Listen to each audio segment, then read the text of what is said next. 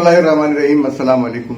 रात दिन से खुसूसी विलाग कही अनकही के साथ वजी अहमद सिद्दीकी आपकी खिदमत में हाजिर है।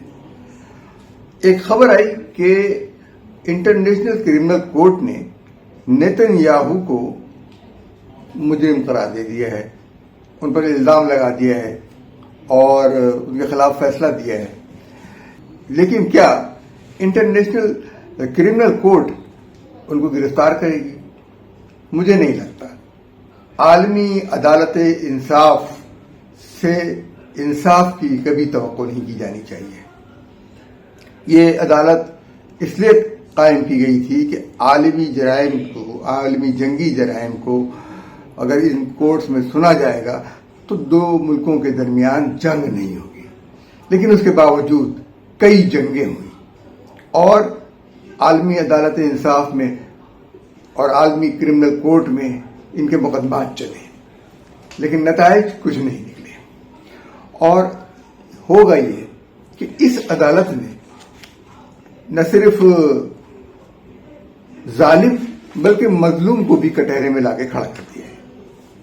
इस वक्त जो इस अदालत ने फैसला किया है 2024 में, तो इसके प्रोसिक्यूटर करीम खान ने इसराइली वज़ीर-ए-आज़म नेतन्याहू और वज़ीर दिफा ग्लांट समेत हमास रहनुमाओं इस्माइल हनिया, यहिया सनवार और मोहम्मद दायाब के वारंट जारी किए हैं।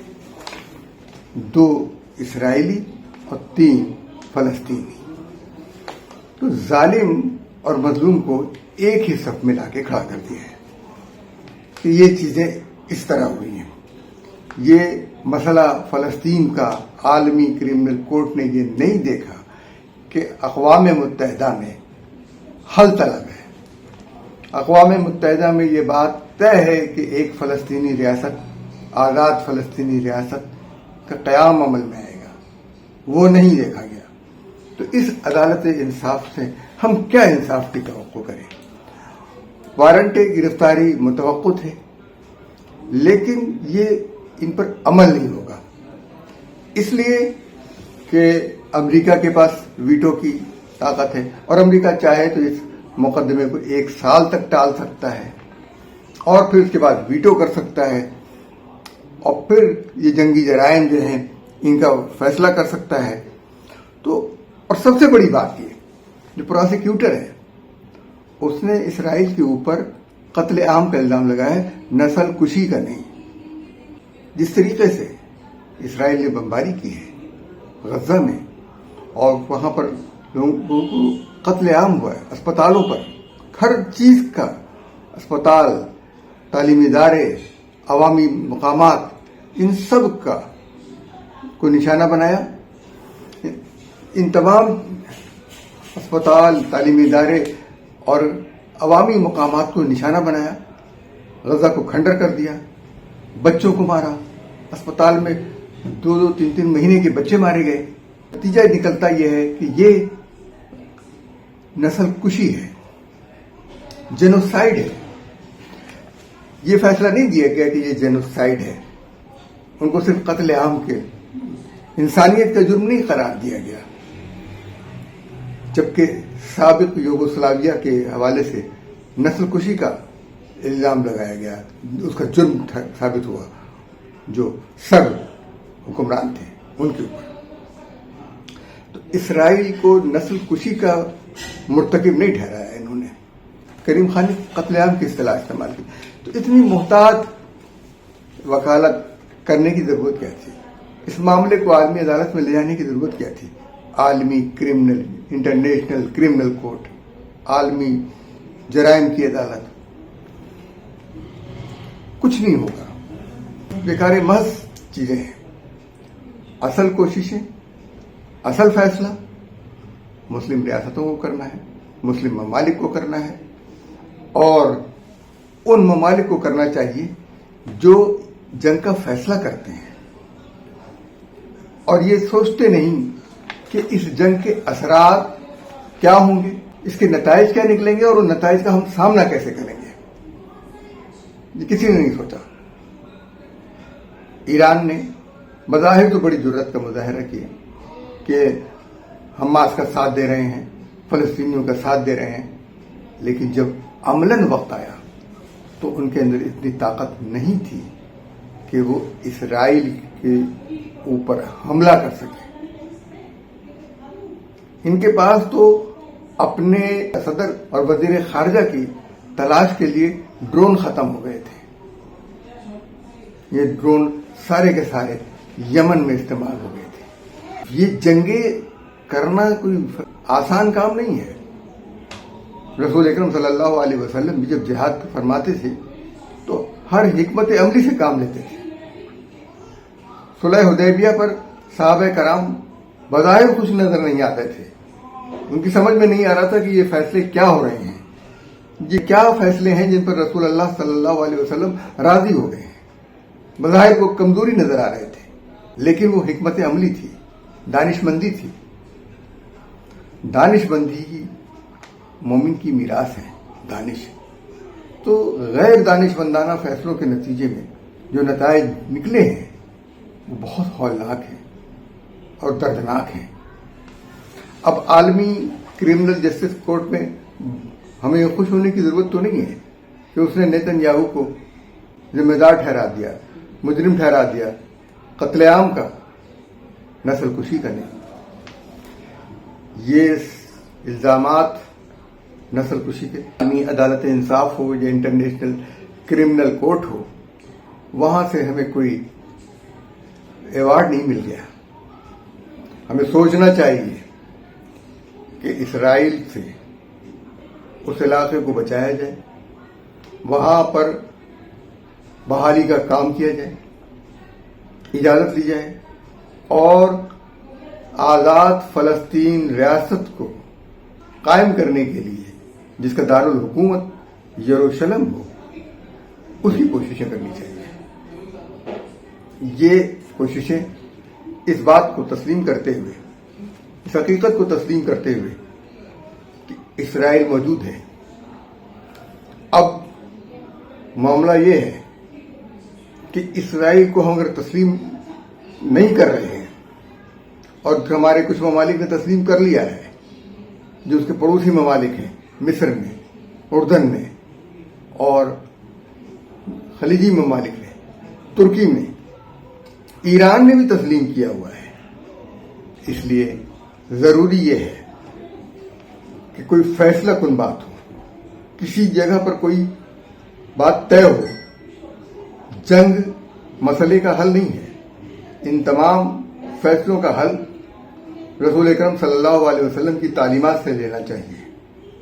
صلح حدیبیہ کے بعد جنگ خیبر ہوتی ہے، دیکھنا چاہیے اور موقع دینا چاہیے، بچانا چاہیے فلسطینیوں کو ایک لمبی جنگ سے، ان کو ایک آزاد مملکت ملنی چاہیے۔ ہم اسی بات پر، اسی مسئلے پر آج ہم لے کر آئے ہیں اس بات کو۔ مختصر سی بات ہے، لیکن حقیقت یہ ہے کہ یہ عالمی کرمنل کوڈ جو ہے یا انٹرنیشنل کرمنل کوڈ جو ہے، یہ ممکن ہے کہ اسماعیل ہنیہ کو تو گرفتار کر لے، لیکن نیتن یاہو کو نہیں کرے گی، اور کسی بھی اسرائیلی عہدیدار کو نہیں کرے گی۔ تو فائدہ کیا ہوا؟ تو فیصلہ کیا ہوا؟ ایک آزاد فلسطینی ریاست جس کے قیام کا حق موجود ہے، جو جائز مطالبہ ہے، اس کو لے کر آنا چاہیے۔ اس قسم کی بات کہ انٹرنیشنل کرمنل کورٹ میں معاملے کو لے جایا جائے اور وہاں فیصلہ ہو، نہیں، آپ بات چیت سے راستہ کھولیں، یہ ضروری ہے۔ یہ سنت کا طریقہ بھی یہی ہے۔ رسول اکرم صلی اللہ علیہ وسلم کی سنت پر عمل کریں، بات چیت کریں، راستہ نکالیں، معاہدہ کریں، اور اس معاہدے میں شرائط طے کریں کہ یہ کچھ نہیں ہوگا اور یہ کرنا ہوگا، یہ ہر جانا دینا ہوگا، یہ نقصان پورا کرنا ہوگا۔ اس لیے ضروری ہے کہ ابھی فلسطینیوں کے ہاتھ میں پتے باقی ہیں، ان لیڈروں کے ہاتھ میں جنہوں نے اس جنگ کا آغاز کیا تھا، بہت سارے پتے ہیں، اور عالمی کرمنل کورٹ کے فیصلوں کے پر انحصار نہ کیجیے۔ اگر آپ نے یہ کیا تو سازشیں اور بڑھ جائیں گی۔ جتنی دیر کریں گے اتنی دیر تک فلسطینیوں کو ظلم سہنا پڑے گا۔ آپ کیوں نہیں سوچتے کہ یہ فلسطینی جو ظلم سہ رہے ہیں ناقابل برداشت حد تک، آپ کے نعرے لگانے سے، آپ کے ان کے بارے میں کچھ کہنے سے، اور آپ کے یہاں پاکستان میں دوسرے ممالک میں بیٹھ کر آنسو بہانے سے ان کے مسائل حل نہیں ہو جائیں گے۔ آپ جن چیزوں کا بائیکاٹ کر رہے ہیں ان کے کیا اثرات مرتب ہو رہے ہیں؟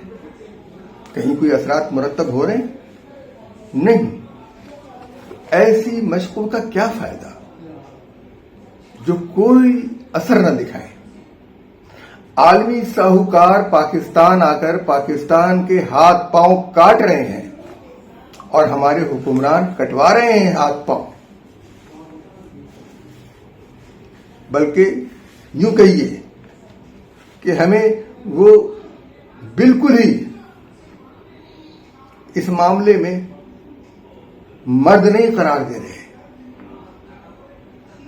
ہم سے وہ قوت مردانگی چھین لینا چاہتے ہیں جو ایک مجاہد کا خاصہ ہے۔ حکومت پاکستان نے کیا کیا؟ چلیے ہم یہ کہتے ہیں حکومت ایران تو ان کے ساتھ تھی نا، اس نے کیا کیا؟ نتائج کیا نکلے؟ یہ طریقہ درست نہیں ہے۔ آپ نے نقصان پہنچا دیا فلسطینیوں کو بہت بڑا۔ کم سے کم وقت میں دیکھنا چاہیے تھا کہ رد عمل کیا ہوگا۔ اسرائیل کو تو موقع ملا، اس نے رد عمل کا شدید اظہار کیا، اور اس رد عمل کے نتیجے میں فلسطینیوں کی جانیں گئی۔ بات بس یہیں تک ہم محدود رکھتے ہیں۔ ہماری اس بات پر غور کیجیے گا کہ عالمی عدالت انصاف ہو یا انٹرنیشنل کرمنل کورٹ ہو، اس کے اندر کئی فیصلے ایسے آئے۔ چند ماہ پہلے یوکرین کی جنگ میں ولادیمیر پوتین کو انہوں نے مجرم قرار دیا تھا، کیا کر لیا؟ گرفتار کر لیا۔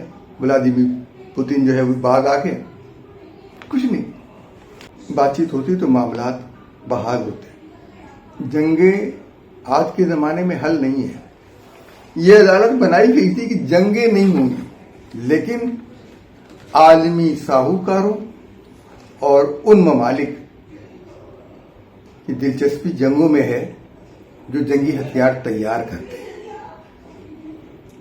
وہ ممالک جو بڑے پیمانے پر جنگی ہتھیار تیار کرتے ہیں، ان کی خواہش ہوتی ہے کہ جنگیں ہوں اور ان کے ہتھیار استعمال ہوں تاکہ مزید بکے۔ آپ نے دیکھ لیا کہ ایرانی صدر 50 سال پرانا، 60 سال پرانا جہاز لے کر گئے ہیں اور وہ تباہ ہو گیا۔ ظاہر ہے اس کی مینٹیننس ہونی تھی، اس کے لیے پرزے آنے تھے، وہ نہیں ہے۔ اس جہاز کے اندر جو اطلاع دینے والا آلہ تھا وہی نہیں تھا، تھا نہیں یا وہ بیکار ہو گیا تھا، جس سے کوئی رابطہ ہوتا اس ہیلی کاپٹر میں، وہ حالات ہی نہیں تھے۔ پہلے اپنے گھوڑے تیار رکھو پھر جنگ کرو۔ یہ طریقہ کار صحیح نہیں ہے۔ جنگ میں قتل سپاہی ہوں گے، سرخرو ذل الہی ہوں گے، یہ طریقہ صحیح نہیں ہے۔ لوگ مر رہے ہیں، انسانی جانوں کی قدر کیجیے، بیکار ضائع نہ جائیں گے۔ ہم روتے رہیں، ہمیں رونا نہیں ہے، ہمیں متحد ہو کر جواب دینا ہے، ہمیں اتحاد کا مظاہرہ کرنا ہے۔ لیکن ہم میں سے وہی تو غائب ہے. ہمارا یہ ولاگ آپ کو کیسا لگا؟ اس کے بارے میں اپنی رائے سے ہمیں آگاہ کیجیے گا. اب ہمیں اجازت دیجیے. اللہ حافظ و ناصر.